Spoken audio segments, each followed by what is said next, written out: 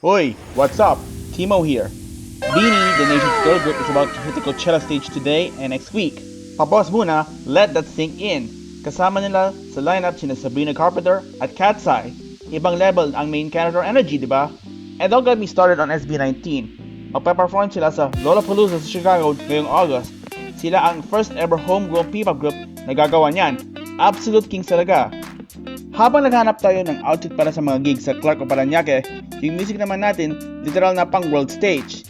Hindi lang to win para sa mga blooms at 18s, it's a major vibe shift para sa OPM. Grab your iced coffee and turn up the volume, we need to spill the tea. Peak na tayo ng Philippine Music Festival season, pero iba ito ngayon, bigger, messier, and talagang main character energy. With so many festivals popping up, debates arise. Which is the most important? The biggest crowd, the best aesthetics, o yung libre? Today, we're setting the score and rewriting the guide. Hihimayin natin ang The Great Music Festival Debate of 2026. Pagdating sa scale, ang Clark Aurora Music Festival yung big one. Sabi ng iba, ito raw ang Coachella of the Philippines. Pero honestly, para siyang national anthem of festivals. Bakit ito ang most important? If you want to see the true OPM icons and not those viral robotic performances sa feed mo, this is it. Set for May 2 and 3 sa Clark Global City, this year's lineup is nearly disloyal to our wallets. We've got a double headliner. Day 1 features SB19, their final major local stay bago mag-Lollapalooza, and 4 of Spades. Yes, the reunion's real and screaming Mundo in a Pampanga field promises to be a spiritual experience. The vibe check. The crowd, masses big enough to trigger agoraphobia, stay home. Love 50,000 people screaming Kilometro with Sarah Geronimo? Cop that ticket na. The aesthetic? Hot air balloons, neon lights, and dust, an industrial carnival vibe. The Hulas factor. It's Clark in May. Papawisan ka, malulusaw ang makeup mo, pero yung pics, chef's kiss. Ang hatol. Ang Aurora Fest, ang pinaka-importante kasi unapologetically Pinoy siya. Hindi niya pilit na nagpapag-indie cool o gaya-gaya sa West. Loud siya, proud, at nandito lahat. Mula sa mga Gen X na tito hanggang sa mga Gen Alpha na bata, lahat nag-enjoy sa parokya ni Edgar. Best, let's spill the tea. Normally, excited na tayo over boho chick fits for Wanderland. But for 2026, sarado ang gates, ma'am Sari. The organizers announced there will be no ganap this year. And honestly, the internet had a meltdown. Wanderland was the prestige festival for the Joji, Phoenix, or Daniel Caesar stands. Overpriced at pa-cool naman kasi. Wanderland ang consistent pagdala ng global indie acts at bibigyan ng spotlight sa local artists gaya ni Clara Benin. With Wanderland gone, a vacuum appears. Where will the indie darlings go? Sign na ba to na move on na ang Pilipinas sa curated aesthetic to raw loud OPM? Kung si Aurora ang big corporate giant at si Wanderland ang indie queen, Fete de la Musique is considered the people's champ. Dropping in June, Fete's our oldest, most authentic music festival. And it's free! No VIP vibes. While I think sa VIP tickets or influencer passes, it's about the music roll, the multi-stage chaos. Start in poblacion for jazz, sakay ng Trek pa Intramuros for acoustic, and end up in a sweaty Binondo bar for rock. Discovery. Find your next favorite band. Hindi lang ito sa big headliners, kahit iconic makita si Eli Buendia sa kaye. It's about finding new bops. If music should be for everyone, not just those paying 5,000 for tickets, Fete is the country's most important festival. By this time, you're tempted to do a comparison shop.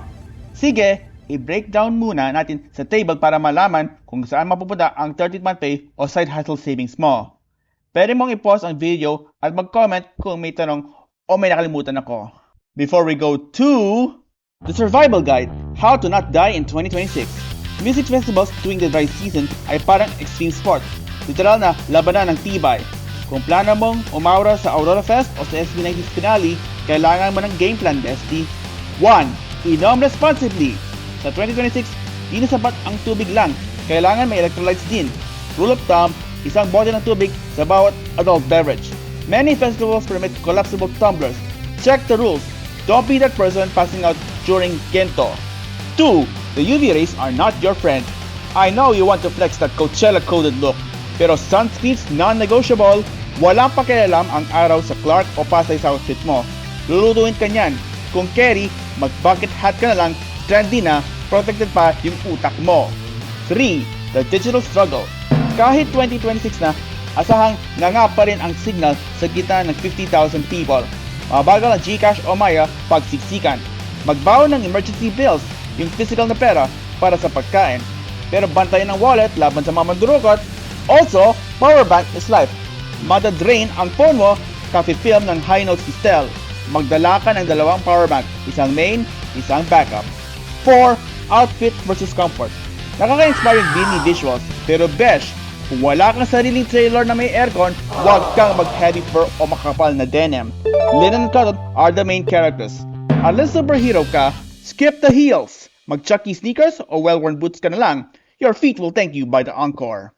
Yung mga lineup, mga chika at global impact, ano nga ba ang ganap?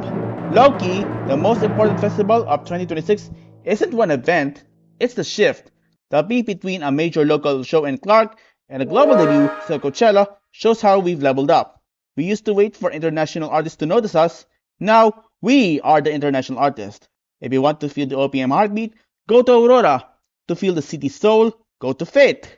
To see the future of Pinoy talent, watch Beanie and SB90 take on the world. The most important festival is the one that makes you proud to be a Filipino music fan. Whether you lose your voice singing with strangers and realize OPM isn't just a genre, but a global powerhouse. Oh, one last thing. To feel the true hellishness, visit Bukawi's Summer Blast in the middle of NLEX and tell them to cool. Whether you're saving for a road trip o balak mo magpuyat para lang makabang sa Coachella live si mamaya, the message is clear. Panalo ang OPM. The festival scene's thriving because of you, your energy, ticket purchases, and stand power to keep it alive. We're in a golden age. Not a political kind. Please like this video, subscribe na kayo kung hindi pa, at huwag kalimutan i-hit ang notification bell para laging updated. This is Timo. Kita-kits sa mosh pit. Bye!